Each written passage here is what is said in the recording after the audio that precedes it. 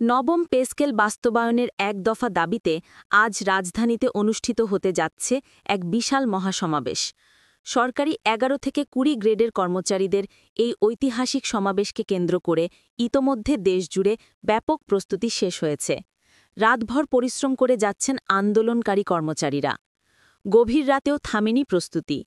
কর্মচারী সমাজের মধ্যে বর্তমানে বিরাজ করছে এক ধরনের চাপা উত্তেজনা ও গভীর প্রত্যাশা।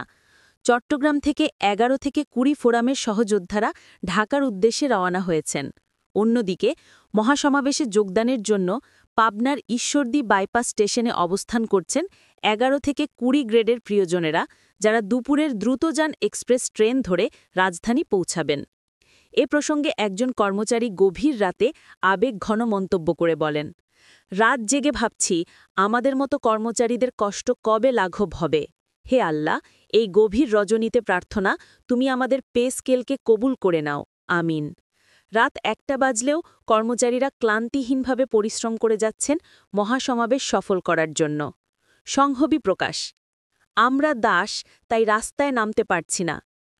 সমাবেশে অংশ নিতে না পারা কর্মচারী এবং বিভিন্ন বাহিনীতে কর্মরত সৈনিকদের পক্ষ থেকে জোরালো সংহতি প্রকাশ করা হয়েছে।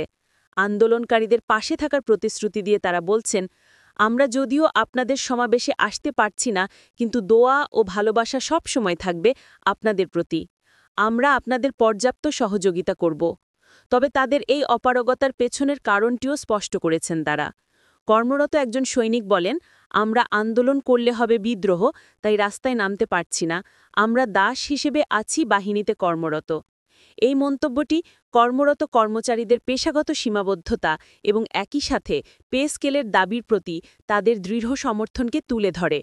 সরকারের প্রতি প্রত্যাশা, কর্মচারী সমাজ আশা প্রকাশ করছে যে সরকার তাদের দীর্ঘদিনের এই ন্যায্য দাবিটি বিবেচনা করবেন।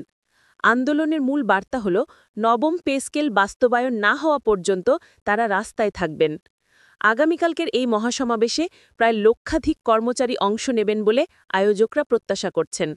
সকলের দৃষ্টি এখন এই সমাবেশের দিকে, যা বাংলাদেশের সরকারি কর্মচারীদের ইতিহাসে একটি গুরুত্বপূর্ণ মাইল ফলক হতে পারে।